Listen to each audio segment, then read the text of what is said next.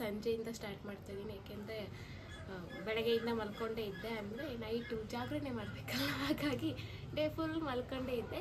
So ಇವಾಗ ಎದ್ದು fresh up ಆಗಿ ವೀಡಿಯೋ ಮಾಡ್ತಾಯಿದ್ದೀನಿ. ಸೊ ಇವಾಗ ಟೈಮ್ ಬಂದುಬಿಟ್ಟು 6 ಗಂಟೆ ಆಗಿದೆ. ಏನಕ್ಕೆ ವೀಡಿಯೋ ಮಾಡ್ತಿದ್ದೀನಿ ಅಂದರೆ ನನ್ನ ಪ್ರೆಗ್ನೆನ್ಸಿ ಜರ್ನಿನ ನಿಮ್ಮ ಜೊತೆ ಶೇರ್ ಮಾಡ್ಕೋಬೇಕು ಅಂತ ಅಂದ್ಕೊಂಡಿದ್ದೀನಿ. ಸೊ ಅಂದರೆ ಎಲ್ಲರಿಗೂ ಒಂದೊಂದು ಥರ ಎಕ್ಸ್ಪೀರಿಯೆನ್ಸ್ ಆಗಿರುತ್ತೆ ಅಲ್ವಾ. ಸೊ ನನಗೂ ಕೂಡ ಎಕ್ಸ್ಪೀರಿಯೆನ್ಸ್ ಆಗಿರ್ತದೆ, ನಾನು ನಿಮ್ಮ ಜೊತೆ ಶೇರ್ ಮಾಡ್ಕೋಬೇಕು ಅಂತ ಇದ್ದೀನಿ. ಫಸ್ಟ್ ನೋಡಿ, ನಾವು ಭದ್ರಾ ಹೋಗ್ತೀನಿ. ವೆದರ್ ಹೇಗಿದೆ ಬೆಳಗ್ಗೆಯಿಂದ, ಹಿಂಗೆ ಮೋಡ ಮಳೆ ಪಕ್ಷಿಗಳು ಕೂಗು. ಕೀರ್ತಿ ಇದಲ್ಲ, ಇಲ್ಲಿ ಕಿಟಕಿ ಓಪನ್ ಆಗಿದೆ ಅಲ್ಲ.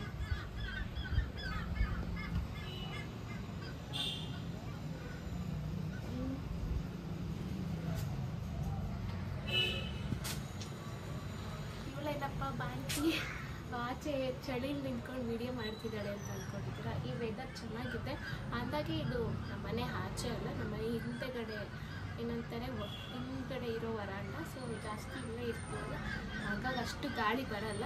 ಹಾಗಾಗಿ ಇಲ್ಲಿ ವೀಡಿಯೋ ನನಗೆ ಸುತ್ತಮುತ್ತ ಚೆನ್ನಾಗಿದೆ ಬ್ಯಾಕ್ಗ್ರೌಂಡು ಅಂತ ವೀಡಿಯೋ ಮಾಡ್ತೀನಿ. ಅಲ್ಲೆಲ್ಲ ಪಾಪು ಬಟ್ಟೆ ಅಲ್ಲಿ ಇಲ್ಲಿ ಇಟ್ಟು ಮನೆಯೆಲ್ಲ ಮಿಕ್ಸ್ ಆಗಿಬಿಟ್ಟಿದೆ. ಮಳೆ ಹನಿ ಬೀಳ್ತಾ ಇದೆ ಫ್ರೆಂಡ್ಸ್ ನನ್ನ ಮುಖದ ಮೇಲೆ. ಆಚೆ ಬಂದು ವೀಡಿಯೋ ಮಾಡಿಸ್ತಾರೆ. ಬಾಣ್ತಿ ಅಂತಲೂ ನೋಡಲ್ಲ, ಮಾಡಿಲ್ಲ ಅಂದರೆ ಆಡ್ಕೊಂತಾರೆ ಅಮ್ಮ ಮಗ. ನನಗೆ ಕಟ್ಕರ ಮಕ್ಕಳೇ ನೋಡೆ. ಓಕೆ, ನಾನು ನನ್ನ ಪ್ರೆಗ್ನೆನ್ಸಿ ಜರ್ನಿನ ನಿಮ್ಮ ಜೊತೆ ಶೇರ್ ಮಾಡ್ಕೋಬೇಕು ಅಂತ ಇದ್ದೀನಿ. ಅಂದರೆ ಎಕ್ಸ್ಪೀರಿಯೆನ್ಸ್ ಇದೊಂಥರ ಏನಂತಾರೆ ಅಂದರೆ ಒಂಥರ ಮಿರಾಕಲ್ ಅಂತಲೇ ಅನ್ಬೋದು. ನನಗಾಗಿರೋ ಎಕ್ಸ್ಪೀರಿಯೆನ್ಸು ಒಂದಿನ ಚೆನ್ನಾಗಿರ್ತಿದ್ದೆ, ಒಂದಿನ ಚೆನ್ನಾಗಿರ್ತಿರ್ಲಿಲ್ಲ, ಹಂಗೆ ಆಗ್ತಿತ್ತು. ಸ್ಟಾರ್ಟಿಂಗು ನಾನು ಅಂದರೆ ಪ್ರೆಗ್ನೆಂಟ್ ಕನ್ಫರ್ಮ್ ಆಗೋಕ್ಕೂ ಮುಂಚೆ, ಅಂದರೆ ಕನ್ಫರ್ಮ್ ಆಗುತ್ತೆ ಅಂತ ಅಂದ್ಕೊಂಡಿರಲಿಲ್ಲ. ನಾವು ಊರೆಲ್ಲ ಚೆನ್ನಾಗಿ ಸುತ್ತಾಡ್ಕೊಂಡು ಬಂದ್ವಿ. ಹೊಸಪೇಟೆಗೂ ಸಹ ಹೋಗಿ ಬಂದ್ವಿ, ಲಾಂಗ್ ಜರ್ನಿ. ಅದಾದಮೇಲೆ ಬಂದು ಮತ್ತೆ ಬೆಂಗಳೂರಿಗೆ ಹೋದ್ವಲ್ಲ, ಅಲ್ಲಿ ಕನ್ಫರ್ಮ್ ಆಗಿದ್ದು. ಸೊ ಅಲ್ಲಿಂದ ಮತ್ತೆ ಭದ್ರಾವತಿಗೆ ಬಂದೆ. 3 ತಿಂಗಳಂತೂ ಫುಲ್ಲು ನಾನಾಗಿ ಇರಲಿಲ್ಲ, ತುಂಬ ಸುಸ್ತಾಗಿದ್ದೆ. ವಾಮಿಟ್ ಅಂದರೆ ವಾಮಿಟ್ ಆಗ್ತಾ ಇರಲಿಲ್ಲ, ವಾಮಿಟ್ ಬರೋ ಥರ ಆಗ್ತಾಯಿತ್ತು, ಬಟ್ ಆಗ್ತಾ ಇರಲಿಲ್ಲ. ಊಟ ಅಂತೂ ಏನು ಸೇರ್ತಾ ಇರಲಿಲ್ಲ. ಬರೀ 1 ರೊಟ್ಟಿ ತಿಂತಿದ್ದೆ, 1 ಲೋಟ ರಾಗಿ ಅಂಬಲಿ ಕುಡಿತಿದ್ದೆ ಅಷ್ಟೇ. ಅದು ಬಿಟ್ಟರೆ ಊಟ ಅಂತೂ ಏನೂ ಸೇರ್ತಾ ಇರಲಿಲ್ಲ. ವಾಮಿಟ್ ಥರ ಆಗ್ತಿತ್ತು, ವಾಮಿಟ್ ಆಗ್ತಿರಲಿಲ್ಲ. ಅಂದರೆ ತುಂಬ ಮೂಡ್ ಸ್ವಿಂಗ್ಸ್ ಆಗೋದು, ಎಲ್ಲರ ಮೇಲೂ ಕೂಗಾಡ್ತಿದ್ದೆ, ಇರಿಟೇಟ್ ಆಗ್ತಿತ್ತು. 3 ತಿಂಗಳಂತೂ ಯಾರ ಜೊತೆನೂ ಬಿಟ್ಟಿಲ್ಲ, ಎಲ್ಲರ ಜೊತೆನೂ ಜಗಳ ಆಡಿದ್ದೀನಿ. ನಮ್ಮ ಗಂಡ, ನಮ್ಮಮ್ಮ, ನಮ್ಮ ಬಾಣವ್ರದಮ್ಮ, ಮಿಥುನ, ನಮ್ಮಪ್ಪ, ಎಲ್ಲರ ಜೊತೆನೂ ಜಗಳ ಆಡಿದ್ದೀನಿ. ಅಷ್ಟು ಮೂಡ್ ಸ್ವಿಂಗ್ಸ್ ಆಗೋದು. ಒಂದು ಸ್ವಲ್ಪ ಚೆನ್ನಾಗಿದ್ರೆ, ಒಂದು ಸ್ವಲ್ಪ ಚೆನ್ನಾಗಿರಲಿಲ್ಲ. 3 ಮಂತ್ಸ್ ಆ ಥರ ಆಯಿತು. ಅದಾಗಿ 4 ಮಂತ್ಸಿಂದ ಒಂಚೂರು ನಾರ್ಮಲ್ ಆದೆ. ಆಮೇಲೆ 5 ಮಂತ್ಸಿಂದನೂ ಅಷ್ಟೇ ಒಂದು ಸ್ವಲ್ಪ ತಿನ್ನೋಕ್ಕೆ ಸ್ಟಾರ್ಟ್ ಮಾಡಿದೆ. ಇನ್ನು 6 ಮಂತ್ಸಿಂದ ಅಂತೂ ಫುಲ್ಲು ನಾನು ತುಂಬ ಆ್ಯಕ್ಟಿವ್ ಆಗಿದ್ದೆ. ಏನು ಕೊಟ್ಟರು ತಿಂತಾಯಿದ್ದೆ. ಆಮೇಲೇನು ಅಷ್ಟು ಇದಾಗಿ ನಾನು ವಾಮಿಟ್ ಆಗಲಿ ಸುಸ್ತಾಗಲಿ ಇರಲಿಲ್ಲ. ಎಲ್ಲ ಕೆಲಸನೂ ಮಾಡ್ತಿದ್ದೆ, ಕುತ್ಕೊಳ್ಳೋದು, ಎದ್ದೇಳೋದು, ಮನೆ ಕೆಲಸ ಮಾಡೋದು ಎಲ್ಲ 6 ಮಂತಿಂದ ಮಾಡ್ತಾಯಿದ್ದೆ. ಅದಾದಮೇಲೆ ಜಾಸ್ತಿ ದೇವ್ರದ್ದು ಏನದು ಒಂದು ಜಿಯೋ ಹಾಟ್‌ಸ್ಟಾರಲ್ಲಿ ಹನುಮಾನ್ದು ಒಂದು ಏನವದು ಸೀರೀಸ್ ಇದೆ, Hanuman the legend of Hanuman ಅಂತ. ಸೊ ನಾನು 4th ಮಂತಿಂದನೂ ಲಾಸ್ಟ್ ಪಾಪು ಡೆಲಿವರಿ ಆಗೋವರೆಗೂ ಹನುಮಾನ್ದು ನೋಡ್ತಿದ್ದೆ, ರಾಘವೇಂದ್ರ ಸ್ವಾಮಿದು ನೋಡ್ತಾ ಇದ್ದೆ. ಆಮೇಲೆ ಸಾಂಗ್ಗಳು ಅದೇ ಕೇಳ್ತಾ ಇದ್ದೆ. ಅದು ಬಿಟ್ಟು ಬೇರೆದೇನು ಕೇಳ್ತಾ ಇರಲಿಲ್ಲ, ಬರೀ ದೇವ್ರದೇ ಕೇಳ್ತಾ ಇದ್ದೆ. ಯಾಕೆಂದರೆ ಒಂದು ಸ್ವಲ್ಪ ಪಾಸಿಟಿವ್ ಎನರ್ಜಿ ಇರಲಿ ಅಂತ. ಹಾಗಾಗಿ ಅದನ್ನೇ ಜಾಸ್ತಿ. ಆಮೇಲೆ ಒಂದು ಸ್ವಲ್ಪ ದಿನ ಭಗವದ್ಗೀತೆ ಓದೆ. ಅದಾದಮೇಲೆ 7 ಮಂತಿಂದ ಒಂದು ದಿನ ಚೆನ್ನಾಗಿತ್ತು, ಒಂದು ದಿನ ಚೆನ್ನಾಗಿರ್ತಿರ್ಲಿಲ್ಲ. ಗ್ಯಾಸ್ಟ್ರಿಕ್ ಆಗೋದು, ಏನು ಬ್ಯಾಕ್ ಪೇಯ್ನ್, ಅಂದರೆ ಬ್ಯಾಕ್ ಪೇಯ್ನ್ ನನಗೆ ಬಂದಿಲ್ಲ, ಬ್ಯಾಕ್ ಪೇಯ್ನ್ ಬಂದೇ ಇಲ್ಲ, ಅಂದರೆ ಮೇಲ್ಗಡೆ ಪೇಯ್ನ್ ಒಂದು ಸ್ವಲ್ಪ ಬರ್ತಿತ್ತು ಅಷ್ಟೇ. ಅದಾದಮೇಲೆ 8th ಮಂತಲ್ಲಿ ಬಂದುಬಿಟ್ಟು ಹುಷಾರಿಲ್ದಂಗೆ ಆಗಿಬಿಡ್ತು ನನಗೆ. ಹಾಸ್ಪಿಟಲ್ ಅಡ್ಮಿಟ್ ಆದೆ. 3 to 4 days ಅಡ್ಮಿಟ್ ಆದೆ. ಅದಾಗಿ ಎಲ್ಲಿ ವಾಟರ್ ಲೆವೆಲ್ ಕಡಿಮೆ ಆಗಿ ಮತ್ತು ವೀಕ್ಲಿ ಚೆಕಪ್ಪಿಗೆ ಹೋಗಂಗೆ ಆಗೋಯ್ತು. ಹೀಗೆ ತುಂಬ ಒಂಥರ 4 to 4ನೇ ಮಂತಿಂದ ಎಷ್ಟು 7 ಮಂತ್ವರೆಗೂ ನಾನು ತುಂಬ ಆ್ಯಕ್ಟಿವ್ ಆಗಿದ್ದೆ.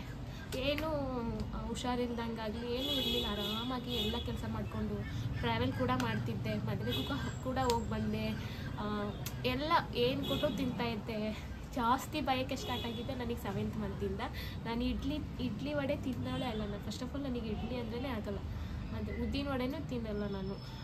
6 ಮಂತಿಂದ ನಾನು ಕಂಟಿನ್ಯೂ 9th ಮಂತ್ವರೆಗೂ ಬೆಳಗ್ಗೆ ಎದ್ದು ಕೂಡಲೇ 5 ಗಂಟೆಗೆ ಇಡ್ಲಿ ವಡೆ.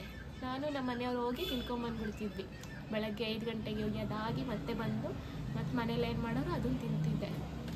ಆಮೇಲೆ ಸ್ವೀಟ್ಸು ಅಷ್ಟೇ, ನಾನು ಸ್ವೀಟ್ಸು ತಿಂತಾನೇ ಇರಲಿಲ್ಲ ಜಾಸ್ತಿ. ಇವಾಗಲೂ ನನಗೆ ಸ್ವೀಟ್ ಇಷ್ಟ ಇಲ್ಲ, ಬಟ್ ಅದು ಕೂಡ 7 ಮಂತಿಂದ ಸ್ವೀಟ್ ತಿನ್ನೋದು ಜಾಸ್ತಿ ಆಗುತ್ತೆ. ಅದರಲ್ಲೂ ಒಬ್ಬಿಟ್ಟು ಶಾವಿಗೆ ಪಾಯಸ. ಪಾಪ ನಾನು ಕೇಳಿದಾಗೆಲ್ಲ ರಾತ್ರಿ ಕೇಳಿದ್ರು ಶಾವಿಗೆ ಪಾಯಸ ಮಾಡಿಕೊಟ್ಟಿದ್ದಾರೆ ನಮ್ಮ ಮನೆಯವರು. ಅಮ್ಮನೂ ಅಷ್ಟೇ, ಸುಧಮ್ಮ ಒಬ್ಬಿಟ್ಟು ನಾನು ಯಾವಾಗ ಕೇಳಿದ್ರು ತಕ್ಷಣ ಮಾಡ್ಕೊಂಡಿದ್ದಾರೆ. ರಾತ್ರಿ ಅಂತಲೂ ಇಲ್ಲ, ಬೆಳಗ್ಗೆ ಅಂತಲೂ ಇಲ್ಲ, ತಕ್ಷಣ ಮಾಡಿಕೊಟ್ಬಿಟ್ಟಿದ್ರು. ಆಮೇಲೆ 8th ಮಂತಲ್ಲಿ ಸ್ವಲ್ಪ ಭಯ ಸ್ಟಾರ್ಟ್ ಆಗೋಯ್ತು. ಅಂದರೆ ಹುಷಾರಾಗಿರ್ಬೇಕಲ್ವಾ, ಹುಷಾರು ತಪ್ಪಿಟ್ಟಿದ್ದೆ. 3 ದಿನ ಲೂಸ್ ಮೋಷನ್ ಆಗಿ, ವಾಟರ್ ಲೆವೆಲ್ ಕಡಿಮೆ ಆಗಿ, ಫೀವರ್ ಬಂದು, ವಾಮಿಟಿಂಗ್ ಎಲ್ಲ ಆಗಿಬಿಟ್ಟು ತುಂಬ ಸುಸ್ತಾಗ್ಬಿಟ್ಟಿದ್ದೆ ನಾನು. ಅದಾಗಿ ವೀಕ್ಲಿ ಚೆಕಪ್ಪಿಗೆ ಹೋಗ್ಬೇಕಾದ್ರೆ ಡಾಕ್ಟ್ರ್ ಹೇಳಿದ್ರು ವಾಟರ್ ಲೆವೆಲ್ ಕಡಿಮೆ ಇದೆ, ವೀಕ್ಲಿ ಬನ್ನಿ ಅಂತ ಒಂದು ಪೌಡರ್ ಕೊಟ್ಟಿದ್ರು. ಸೊ ಮತ್ತೆ ಮ್ಯಾನೇಜ್ ಆಯಿತು.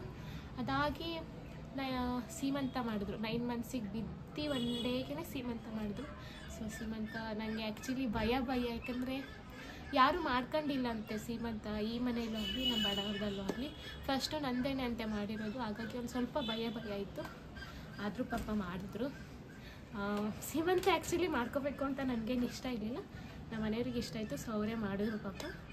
ಆಮೇಲೆ ಇದು ಏನದು ಫೋಟೋಶೂಟ್ ಅಲ್ಲ, ಪ್ರೆಗ್ನೆನ್ಸಿದು ಫೋಟೋಶೂಟ್ ನಾವು ಮಾಡ್ಸೋಕ್ಕೆ ಹೋಗಿಲ್ಲ, ಯಾಕಂದರೆ ಅದು ಕೂಡ ಭಯ ಇರುತ್ತೆ ಅಂತ ಸ್ವಲ್ಪ ಬೇಡ ಇವಾಗ ಇವೆಲ್ಲ, ಪಾಪು ಆದಮೇಲೆ ಬೇಕಿದ್ರೆ ಮಾಡಿಸ್ಕೊಳ್ಳೋಣ ಪಾಪುದು ಅಂತೇಳಿ. ಹಾಗಾಗಿ ಫೋಟೋಶೂಟ್ ಏನು ಮಾಡಿಸಿಲ್ಲ ನಾವು.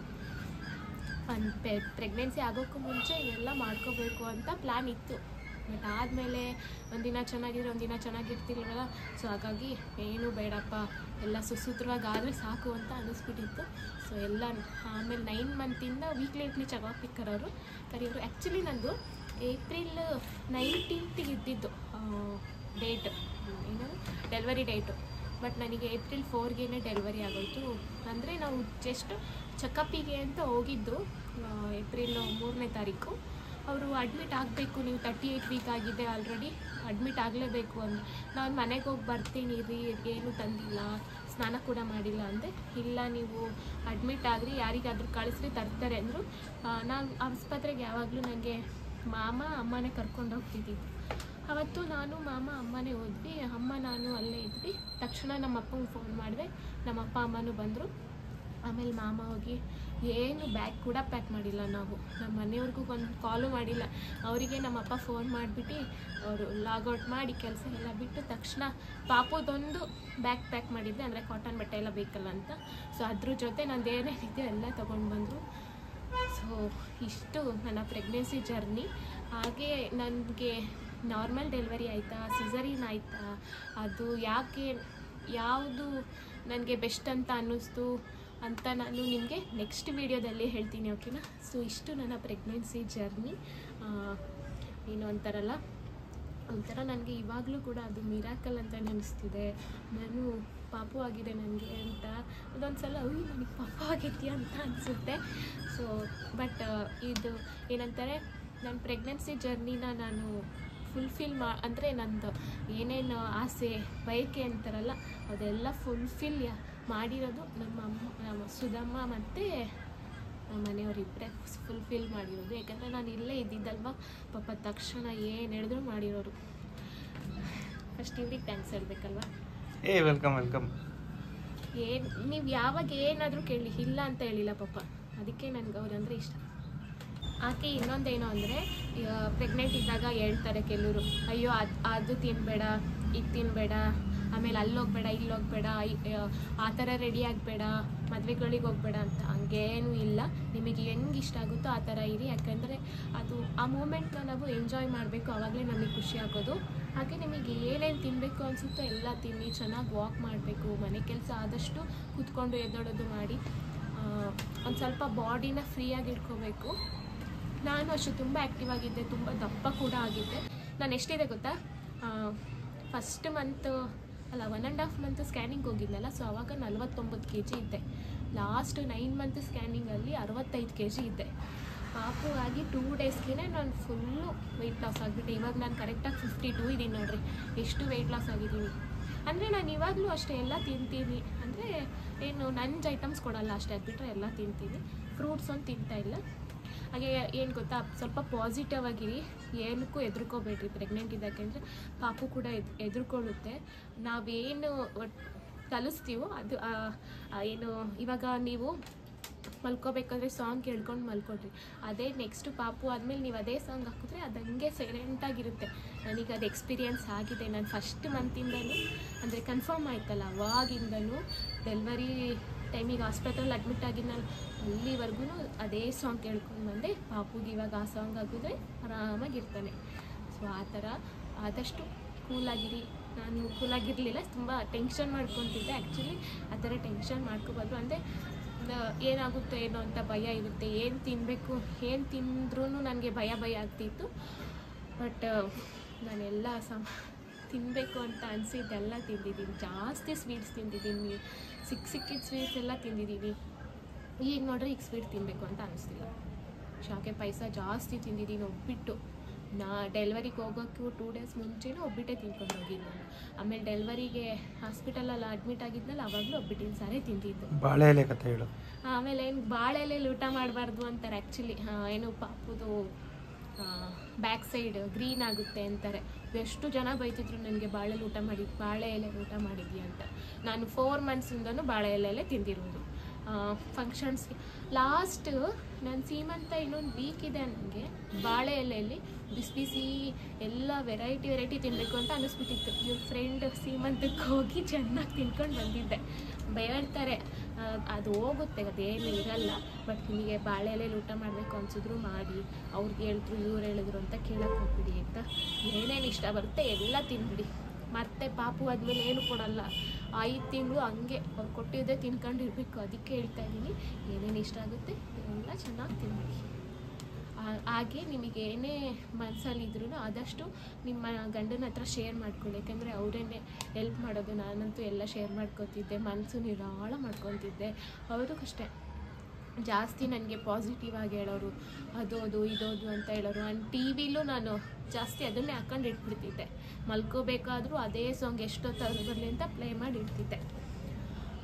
ಗಂಡ ಸಪೋರ್ಟಿವ್ ಆಗಿದ್ದರೆ ಸ್ವಲ್ಪ ನಾವು ಆರಾಮಾಗಿರ್ಬೋದು. ಏನಾದರೂ ಬೇಜಾರಿದ್ರೂ ಪಾಪ ಅವ್ರ ಹತ್ರ ಹೇಳ್ಕೊಬೋದು ಅಲ್ವಾ? ಅದೇ ಮತ್ತೆ ಪಾಪ ನನಗೋಸ್ಕರ ಕೆಲಸ ಬಿಟ್ಟು ಭದ್ರಾವತಿಗೆ ಬಂದಿದ್ದಾರೆ ಅಲ್ವಾ? ಅದು ಯಾಕೆ ಅವರು ಭದ್ರಾವತಿಗೆ ಬಂದಿದ್ದಾರೆ ಕೆಲಸ ಬಿಟ್ಟು ಬೆಂಗಳೂರಿಂದ, ರೀಸನ್ ಏನು ಅದು ಕೂಡ ನೆಕ್ಸ್ಟ್ ವೀಡಿಯೋದಲ್ಲಿ ಮಾಡ್ತೀನಿ. ಸೊ ಸದ್ಯಕ್ಕಿಷ್ಟೇ. ನನಗೆ ನಾರ್ಮಲ್ ಡೆಲಿವರಿ ಆಯಿತಾ, ಸಿಸರಿನ್ ಆಯಿತಾ, ಯಾಕೆ ಬೇಗ ಡೆಲಿವರಿ ಆಯಿತು ಅವೆಲ್ಲ ನಾನು ನೆಕ್ಸ್ಟ್ ವೀಡಿಯೋದಲ್ಲಿ ನಿಮಗೆ ಹೇಳ್ತೀನಿ. ಸೊ ಡೆಲಿವರಿ ಟೈಮಲ್ಲಿ ನನಗೇನಾಯಿತು ಏನು ಅಂತ ಎಲ್ಲ ಡೀಟೇಲಾಗಿ ಹೇಳ್ತೀನಿ. ಸೊ ನಿಮಗೆಲ್ಲ ಈ ವಿಡಿಯೋ ಇಷ್ಟ ಆಗಿದೆ ಅಂದ್ಕೊತೀನಿ. ನಿಮ್ಗೇನಾದರೂ ಡೌಟ್ ಇದ್ದರೆ ಅಥವಾ ಏನಾದರೂ ಟಿಪ್ಸ್ ಬೇಕು ಅಂದರೆ ಸ್ವಲ್ಪ ನೀವು ಮನೆಯವರು ಸಜೆಷನ್ ತಗೊಂಡ್ರೆ ಅವ್ರು ಬೇಡ ಅಂತಲೇ ಅನ್ನೋದು, ಭಯ ಇನ್ನೂ ಸ್ವಲ್ಪ ಜಾಸ್ತಿ ಆಗುತ್ತೆ. ಆದಷ್ಟು ಏನು ಎಕ್ಸ್ಪೀರಿಯೆನ್ಸ್ ಆಗಿರುತ್ತಲ್ಲ ಅವ್ರ ಹತ್ರ ಕೇಳಿ, ಅವ್ರು ಕ್ಲಿಯರ್ ಮಾಡ್ತಾರೆ. ಆ್ಯಂಡ್ ನಿಮಗೆ ಈ ವಿಡಿಯೋ ಇಷ್ಟ ಆದರೆ ಏನಾದರೂ ಟಿಪ್ಸ್ ಬೇಕು ಅಂದರೆ ನನಗೂ ಸಹ ಕೇಳಿ. ಯಾಕೆಂದರೆ ನನಗಂತೂ ತುಂಬ ಎಕ್ಸ್ಪೀರಿಯೆನ್ಸ್ ಆಗಿಬಿಟ್ಟಿದೆ. ಹಾಗಾಗಿ ಕಮೆಂಟ್ ಮಾಡಿ ಹೇಳಿ ಆಯಿತಾ? ಈ ವಿಡಿಯೋ ನಿಮಗೆಲ್ಲ ಇಷ್ಟ ಆಗಿದೆ ಅಂದ್ಕೊತೀನಿ. ನನಗೆ ಏನೋ ಶೇರ್ ಮಾಡ್ಕೋಬೇಕು ಅಂತ ಅನ್ನಿಸ್ತು ಅಷ್ಟೇ. ಆಮೇಲೆ ಏನಪ್ಪ ಇವಳು ಏನು ಯಾರಿಗೂ ಆಗ್ದಲ್ಲೇ ಇರೋದೇನಲ್ಲ ಅಂತೆಲ್ಲ ಅಂದ್ಕೊಳಕ್ಕೆ ಹೋಗ್ಬೇಡಿ ಅಂತ. ಏನೋ ನಮಗೆ ಇಷ್ಟ ಆಗಿದ್ದು ನಾವು ಶೇರ್ ಮಾಡ್ಕೋತೀವಿ. ಸೊ ನಿಮ್ಗೆ ಇಷ್ಟ ಆದರೆ ನೀವು ಲೈಕ್ ಮಾಡಿ, ಶೇರ್ ಮಾಡಿ, ಕಮೆಂಟ್ ಮಾಡಿ, ಹಾಗೆ ನಿಮ್ಮ ಫ್ರೆಂಡ್ಸ್ ಜೊತೆ ಶೇರ್ ಮಾಡಿ. ಓಕೆನಾ? ಬಾಯ್.